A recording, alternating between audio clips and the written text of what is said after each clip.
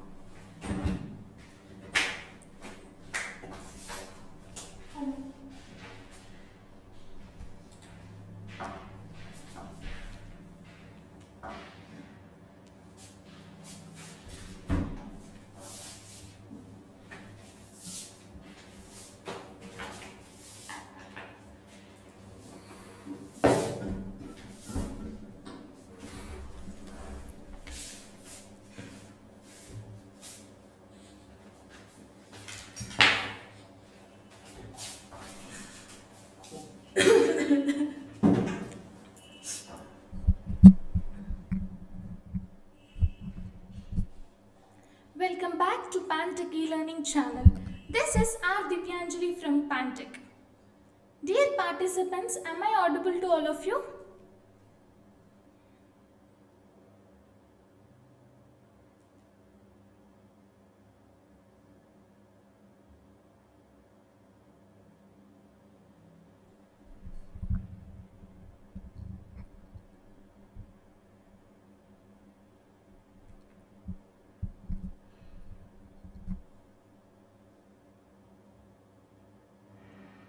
Firstly, I would like to invite the college management people, Sri MITTAPALLI College of Engineering. And I also would like to welcome the convener of the event, Assistant Professor S.D. Reshma, Department of AI and IT. Welcome, ma'am. And I would like to welcome all the participants to the session. Today, we have come up to the workshop under the caption Big Data Analytics. Before starting the session, my dear participants, am I audible to all of you?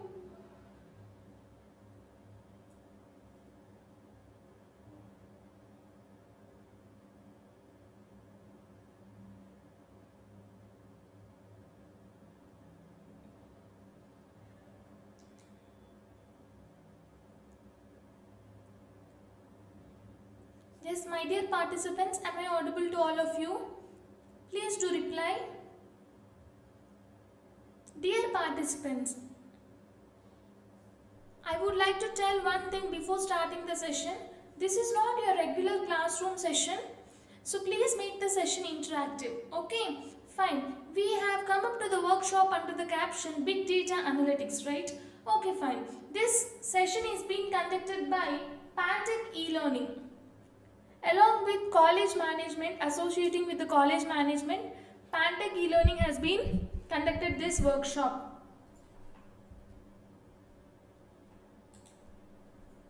Pantech is a platform where a person can experience, innovate and implement different research and development works over this platform. Fine. Today we have come up to the session under the caption Big Data Analytics. The word itself is describing us something. Let us understand these concepts in general manner. Okay, Big Data Analytics. Analytics means what? Okay, data analytics means what?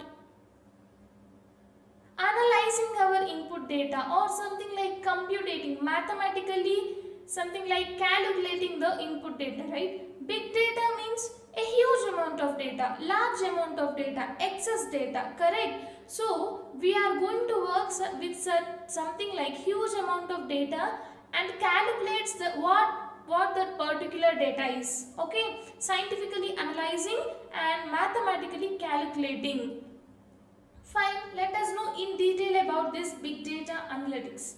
Big data analytics is often a complex process of examining big data to uncover the information. It means to recover or to put it something like to know to everyone. Something like such as hidden patterns, correlations, market trends and customer preferences that can help the organizations make informed business decisions.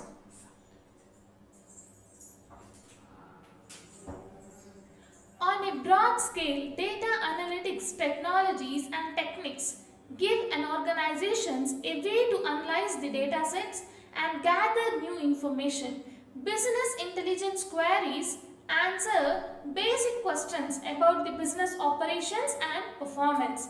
Big data analytics is a form of advanced analytics which involve complete complex applications with elements such as predictive modeling, statistical algorithms and what-if analysis powered by analytical system.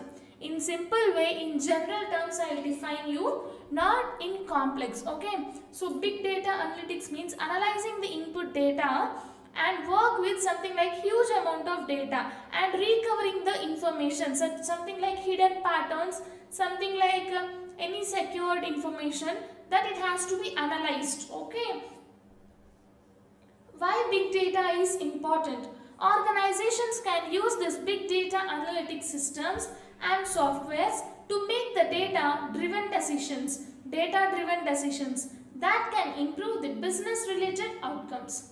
The benefits may include more effective marketing, new revenue opportunities, customer personalization and improved operational efficiency. With an effective strategy, these benefits can provide competitive advantages over rivals. So why it is important is because any technology you work in nowadays, okay, in the current trend, any technology you work, we are in need of data. Okay, we have huge amount of data, we can collect huge amount of data, but where we have to keep that data? Where can we store that? Right, there comes our big data. Okay, we work with something like huge amount of data and store in something like cloud, server systems, right? Fine. Next comes where we are collecting the data from. How big data has come? Generally, input data means we collect something like normal information with some limited data.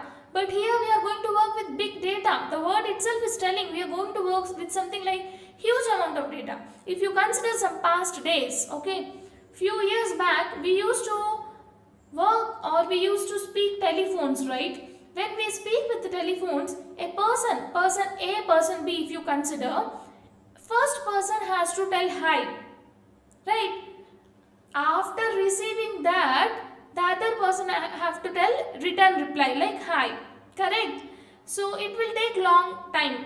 The data is less and it will take more time. Here the data is more. Day to day there is been increasing of more amount of data.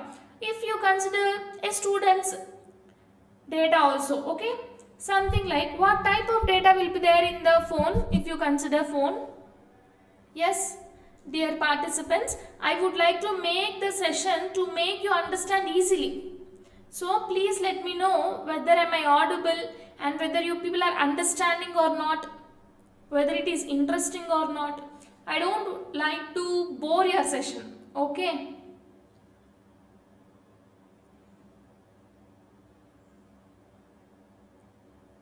We have very less participants.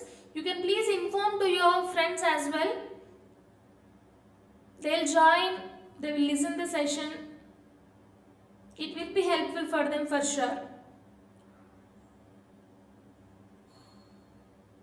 Okay, if you consider your phone, what type of information you will have? Anyone? You can answer me in the comments.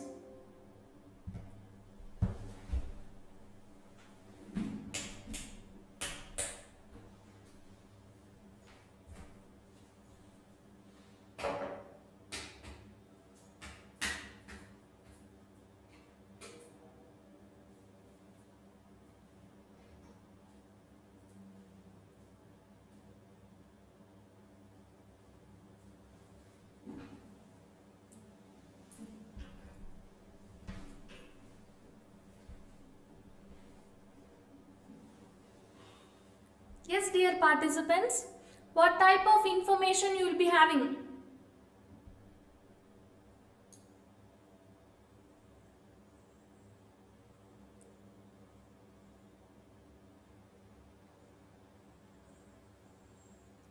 Okay, okay. You are watching live in projector. Okay, fine, madam. No issues. Fine. So you can even comment in your phones if possible. Else no issues. Okay. Fine. So what kind of information we have? We deal with Google Photos, images, videos. Correct. And we also deal with something like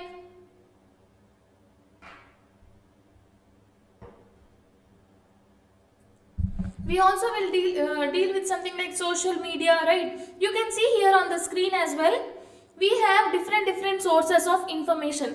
Maybe something like YouTube, Twitter, media, Facebook, WhatsApp, online shopping, smartphones, emails, cloud computing, sensors, log files, media. Okay, all these are different sources of my input. Okay, collecting my input from different sources. Okay, fine.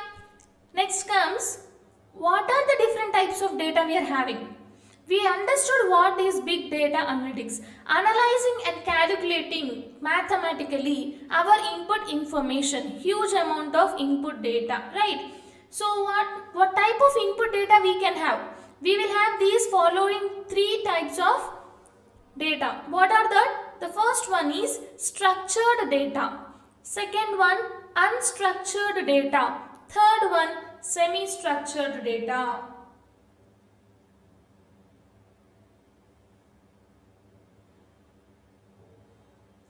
Once again, I am repeating the sentence.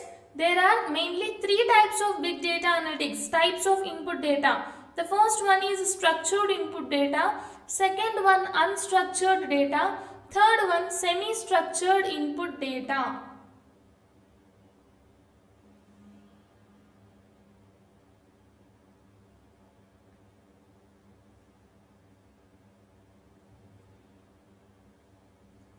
I hope all are understanding. Yes, Abdul Salam, if you are not interested, you can just leave the session. No issues.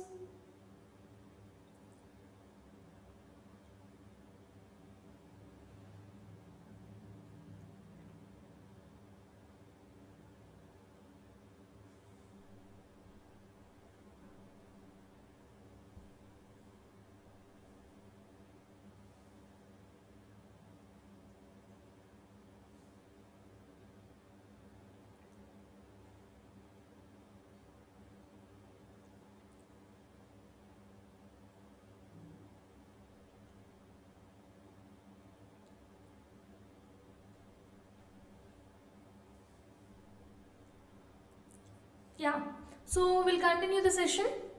We are discussing about the different types of data. Structured data means it is having some set of information clearly, a path or something like a label information is there. Okay, unstructured means it's mixed data, combined data. Okay, you can see here in the following picture as well. We have different types of information. Let it be some picture, let it be some call, let it be something like mail, notifications, messages, all this. Okay, media player, all these are mixed over here. That is unstructured data. Semi-structured means we categorize the data. Something like media, or something like social media, something like phone calls, all it will be categorized. That is semi-structured data. Okay. Next, characteristics of big data.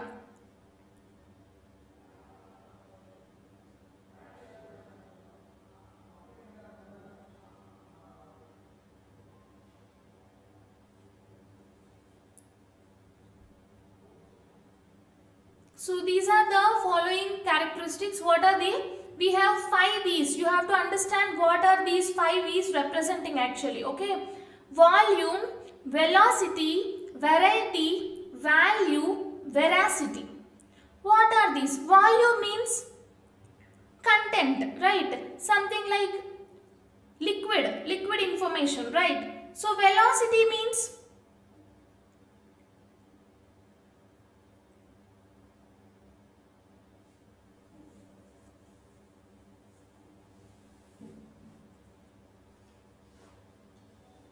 velocity. nothing but the speed of the data will be observed or analyzed over here, velocity. Next is variety. Variety means what type of input data it is actually consisting of. Value means numerical information. Next is veracity. What is this veracity? It's nothing but some accurate information. It's like something like truth, true information, okay? True information or any information assets which will determine the level of the confidence of the input data, okay? So these are the 5 V's. What is the first one? Volume. What it will represent? How much amount of input data that particular business organizations are consisting of. Velocity means how much speed the companies are able to receive the data, store the data, manage the data. Variety means what type of variety of information we are having, whether it is range of data and something like whether it is including structured, semi-structured data, unstructured data or any raw input, derived input data, that it will be shown in the variety. Value means it's nothing but the numerical information, okay? So value means the numerical information, how much value, cost or price, like that. Veracity means how much accurately the information assets will be giving the output, okay? So these are all the different characteristics we are going to have. Here is a key point. Big data is a combination of structured, semi-structured and unstructured data collected by organizations that can be mined for information and used in machine learning projects, predictive modeling and other advanced analytics applications. So in technical words, we have defined here as what is this big data analytics, okay? So it's a combination of structured, semi-structured and unstructured data collected by business organizations that can be mined for information and used in machine learning projects, predictive modeling and other advanced analytics applications. Fine. Here comes what are the different applications of big data where we can use this huge amount of data. We can use in e-commerce websites. This is the first thing, that is e-commerce websites. Next is airline. Next, fast food centers, agriculture, banking sector, weather patterns, healthcare, government sector and education. Once again, we'll get back to this. What are the different applications of big data? We can implement big data implementations or any problem statements we can consider from e-commerce websites, airline, fast food, agriculture sector, banking sector, weather patterns, healthcare, government sector and education sector.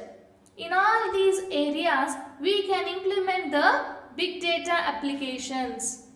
Here comes the advantages of this big data analytics. I hope everyone is understanding. Are you people understanding the session? If yes, please let me know that in the comment section.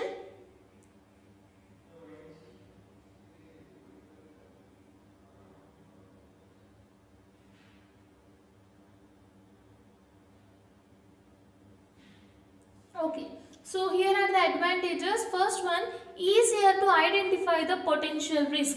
What type of risk we are going to have in a particular business organization. It is easy to identify, okay. Increased productivity. How much productivity we are being increasing, something like per 15 days, per 1 month, per 1 year, per 6 months, like that. Quarter sessions, like that. And low cost of data. Next, better decision making. We can even make better decisions.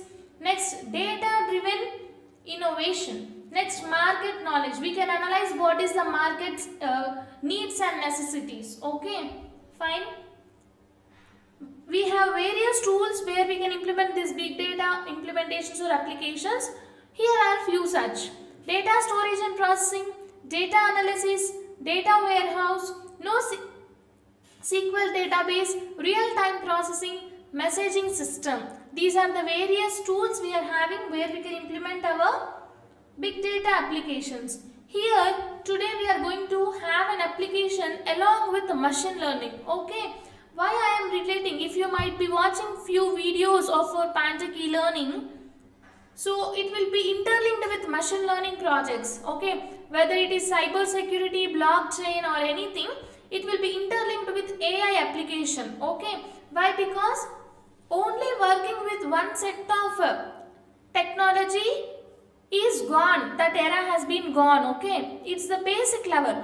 Now what it means, we have to interface or we have to work with multiple technologies or multiple domains. Okay, fine.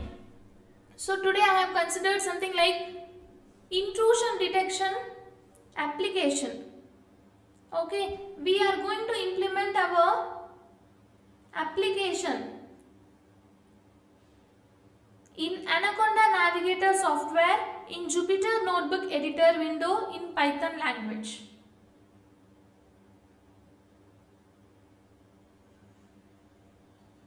I hope everyone is understanding. If you are having any query, please let us know. Maybe at least to your session coordinators, so that they will be asking us in the comments. Okay. So we are going to work with an application called intrusion detection system. Using machine learning, we are going to implement the application. What is this intrusion detection? It's nothing but any system that detects suspicious activities and generate alerts when they are detected. When that particular malicious or suspicious act is being detected, it will give something like, it will generate some alert. Okay, fine. Now we'll move on to start all programs and type Jupyter. Here you can see Jupyter Notebook. Click on open. It will first open the command prompt in this way. Then it will redirect us into the home page. This is the home page of Jupyter Notebook, where you have to first select the location where your file is going to be stored.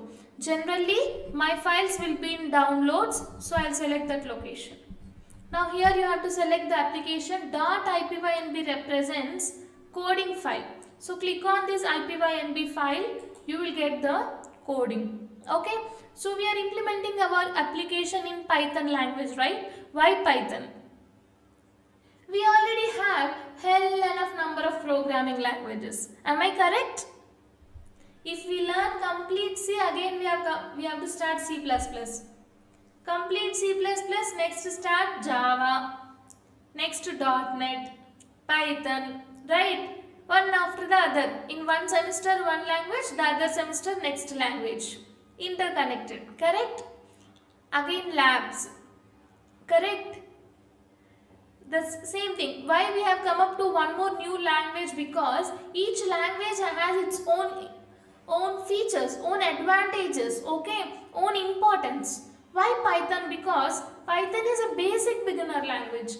Even the basic beginner with zero knowledge also can start working with this language. And within no time, a person can develop different applications in this Python language.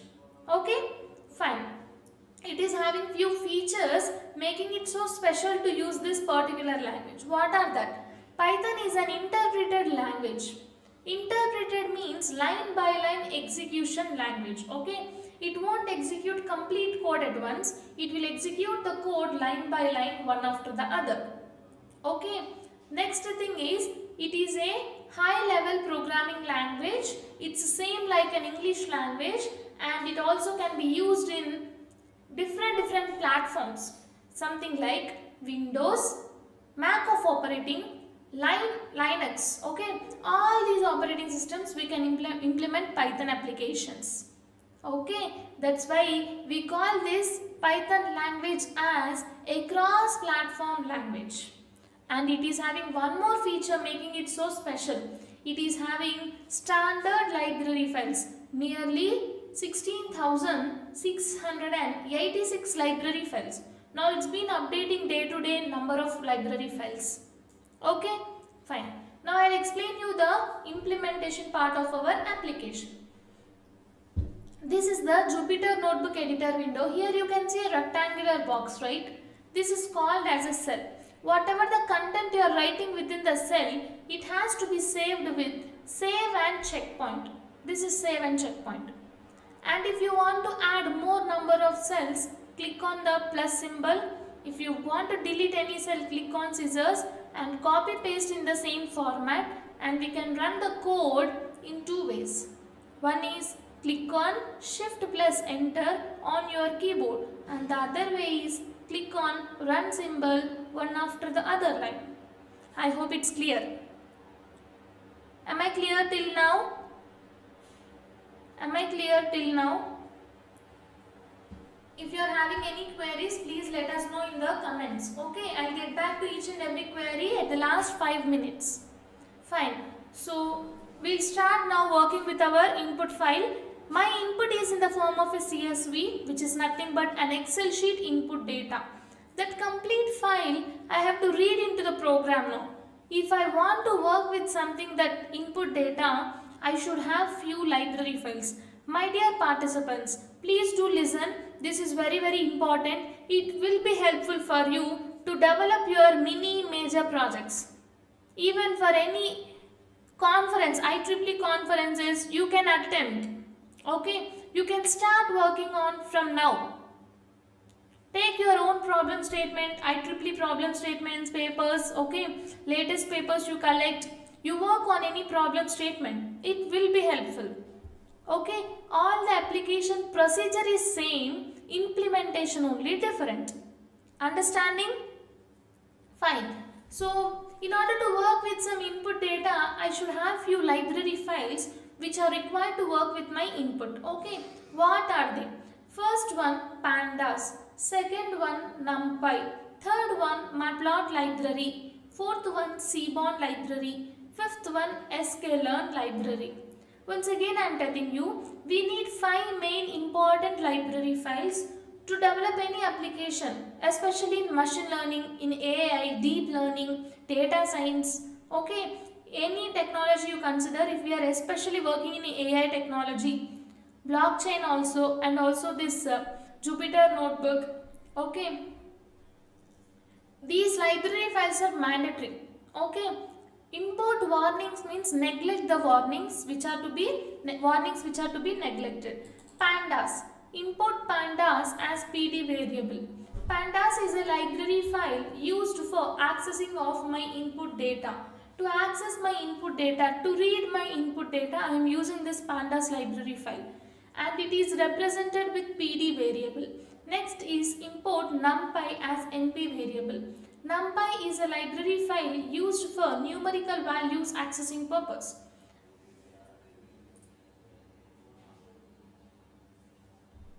And it is represented with NP variable. Next, import matplotlib.pyplot module as PLT variable. Matplotlib library is used for visualizing the data in graphical format. From this matplotlib library, I am using pyplot module as PLT variable. Next is seaborn library file. Seaborn is used for customization purpose. Customization in the sense something like color indication, size, length, for that purpose. And it is represented with SNS variable. Now from sklearn.model selection technique, import train test split module. How this module is going to work, I'll explain you in further cells. Okay. Next, sklearn.metrics. Metrics is a module used for mathematical calculation purpose. Input accuracy score, classification report, confusion matrix.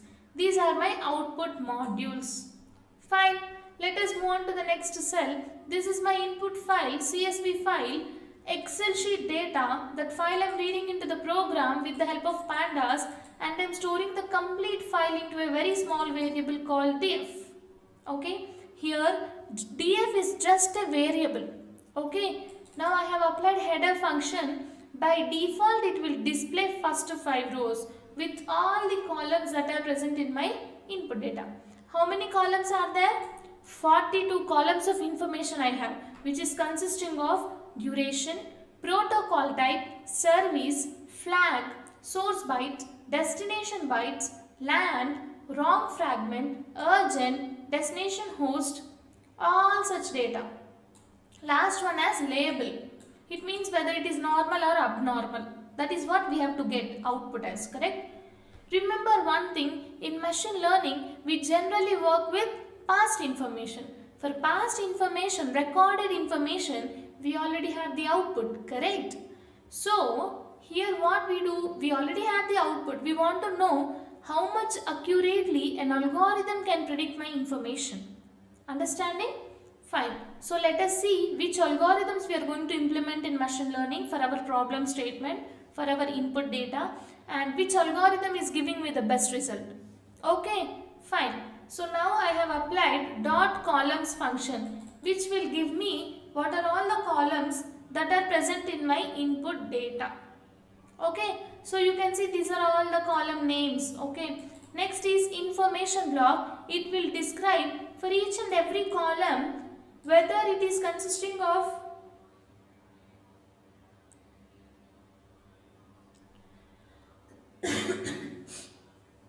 so it will, for each and every column, it will describe the total count first of all. Next it will describe which type of data it is consisting of, whether it is integer, object oriented like that, and whether that particular column is consisting of any null values or not.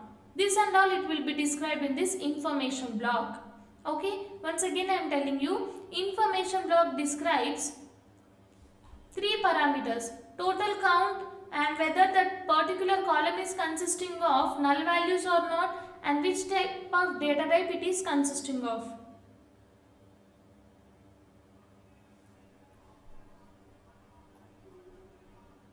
Next, dot shape function describes total number of rows and columns present in my input data.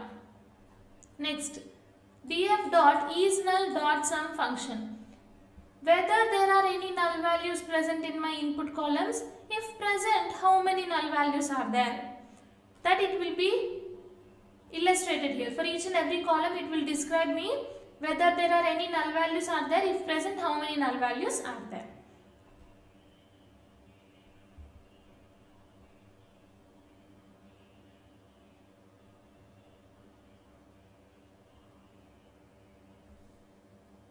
Next.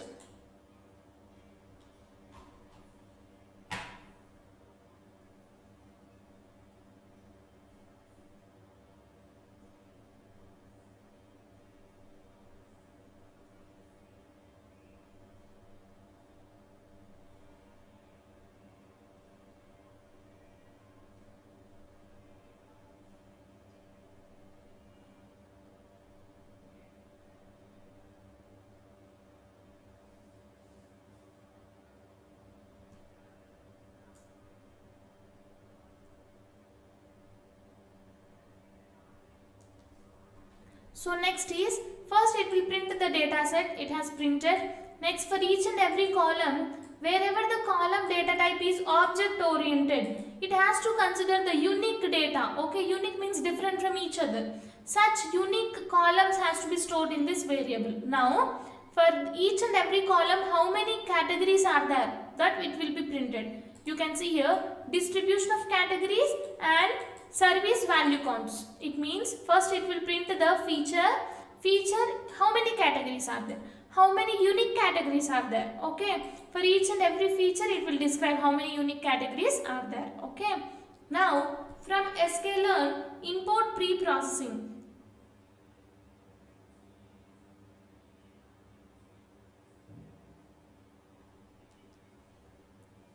sklearn is a library file used for accessing of machine learning modules or machine learning algorithms. So from this sklearn, I am importing pre-processing technique where I am going to filter the input data.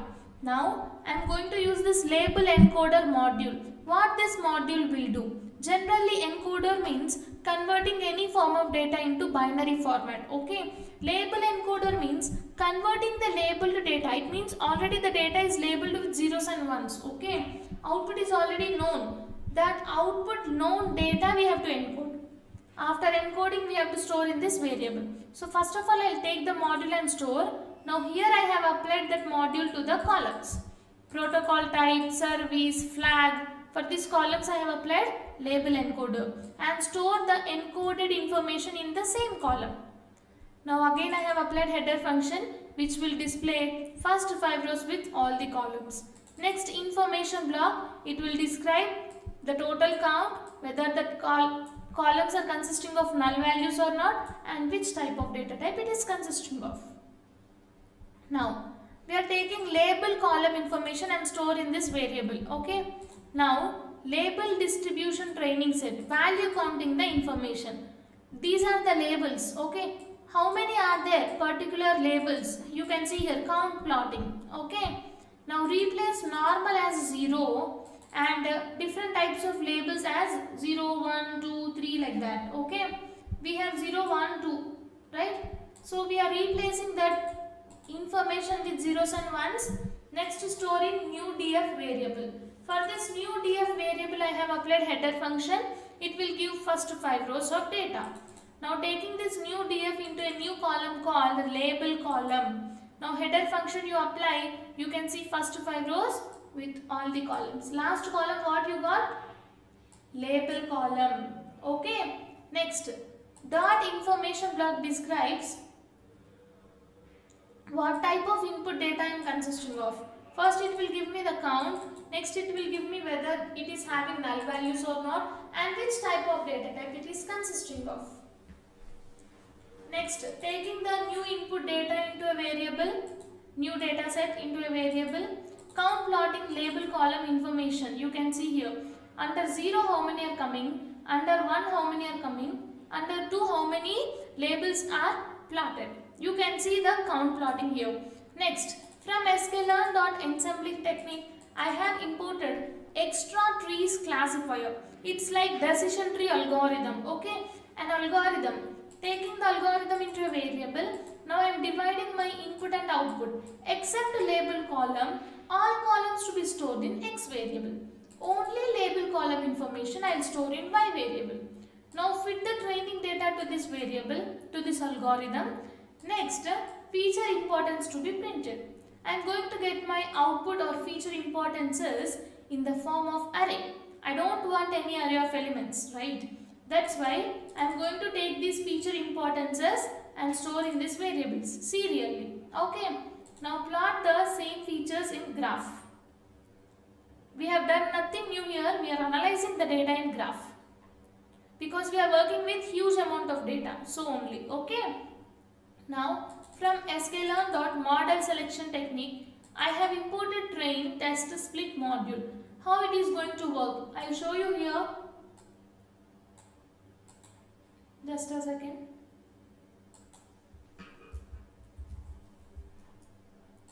If you consider some input data, for suppose some Excel sheet data is there here,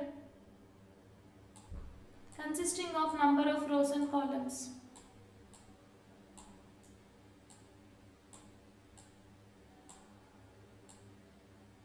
Number of rows and columns.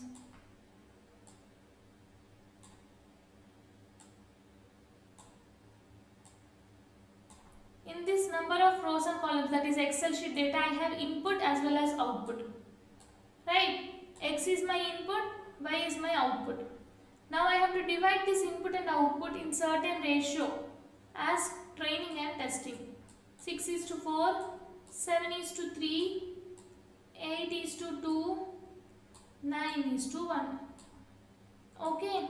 Why we have to divide our data? Why? Because if we give some input data to the system and ask the system to give certain predictions, it cannot predict.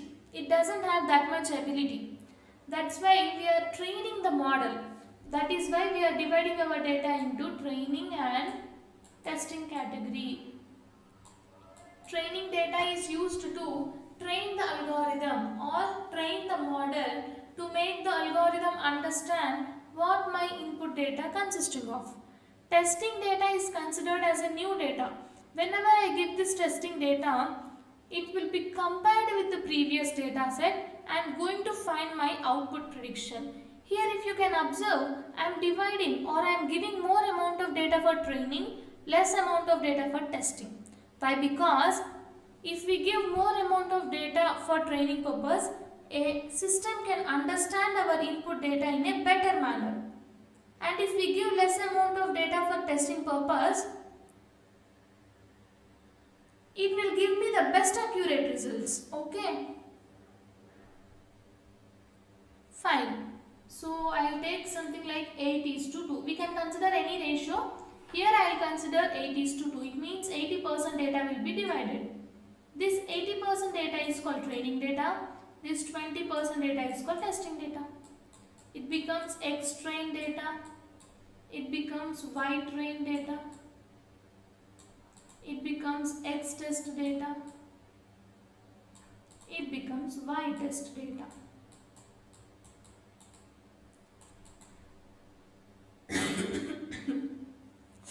So sorry for the interruption. So this is how we divide. After dividing, we have to apply the algorithms for training and testing data. X train, Y train are used to train the model, to make the model understand what my input data consisting of. X test is considered as a new data and Y test is considered as a actual output, system predicted output. Okay, fine. I hope everyone understood till now. Next, from sklearn.metrics, I have imported accuracy score where I have to calculate my actual accuracy level. Okay. Now I am applying this train test split module to X and Y, and test size how much I gave? 0.33. It means 33% for testing purpose. Remaining 67% I will give for training purpose. In this format I divide my data into X train, Y train, X test, Y test. Now, from sklearn.ensembling technique, I have imported random forest algorithm, where this algorithm basically used for multiple conditions, to check for multiple conditions.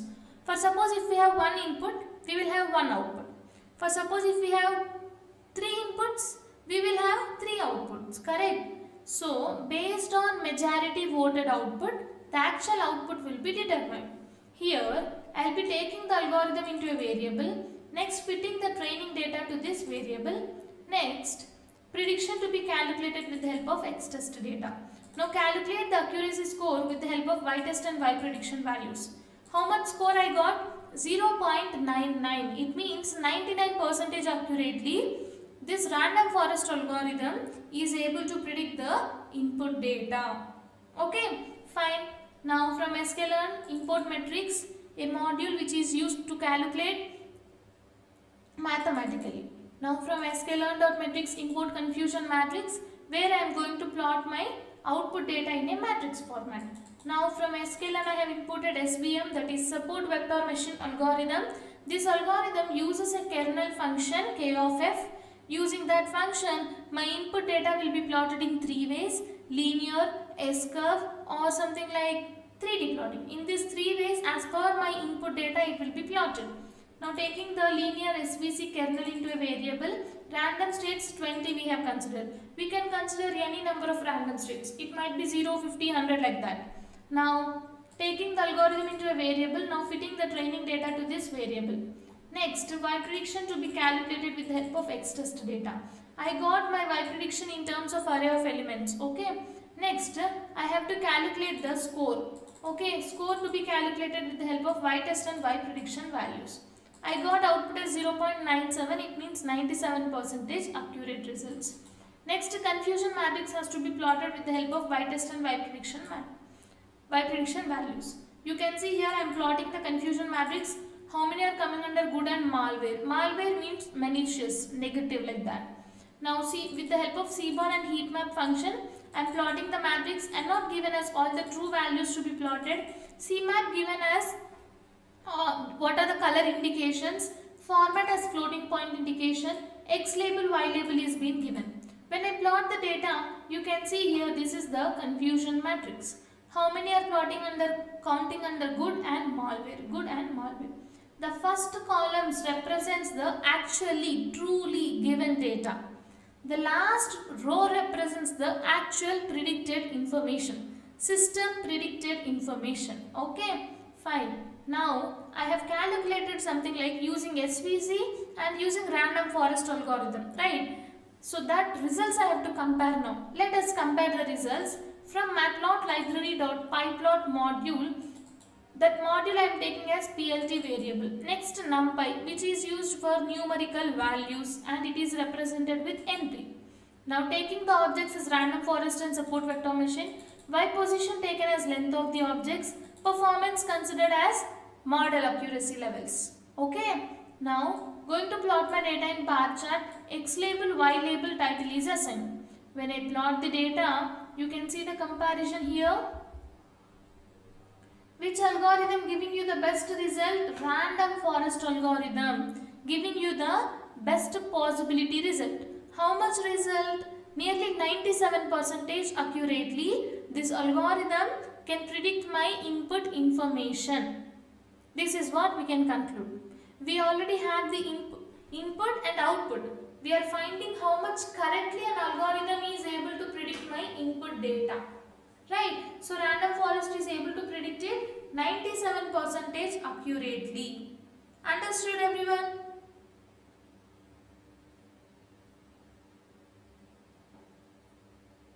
Am I clear with the content? Any queries with the application?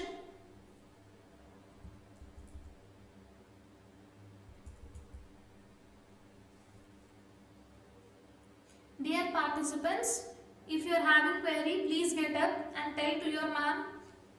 She will just ask us in the comments so that I can answer you. We also conduct different programs, workshops on different technologies, cyber security, blockchain, data science, image processing, OpenCV, electrical domain. Anyone who is really interested to learn something practically, you can just subscribe to Pantech e-learning to get more updates, technological events. If you want to build your career in the best perspective way, you can just be a subscriber. You will surely get all the notifications. According to your interest, we will be guiding you how to put your career in the best way. Yes, any queries, dear participants? I hope everything is clear. I hope everyone enjoyed the session. How was the session, dear participants? Did you really enjoy?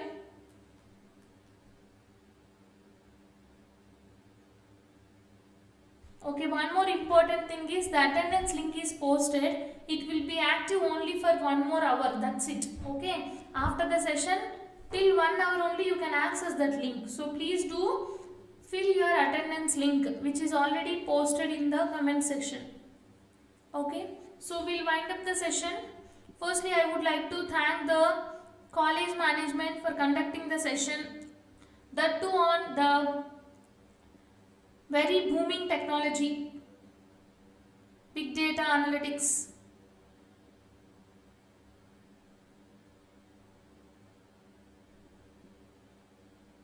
Sri MITTAPALLI College of Engineering. Thank you so much for the management people who have conducted this session workshop on big data analytics by associating with Pantech e-learning. I would like to thank all the college management and the convener of the event. Special thanks to the convener of the event, that is Assistant Professor S.D. Reshma ma'am, Department of AI and IT. Thank you so much ma'am for your interest to make your students to know what are the different technologies they are having, where they can build their best future.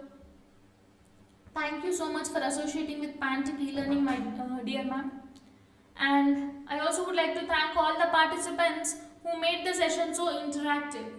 So yeah, thank you all. Have a very nice time. And if you, last but not least, if you really like the session, please do like, comment, share and subscribe to Pantech e-learning channel. Thank you all. Have a very nice time.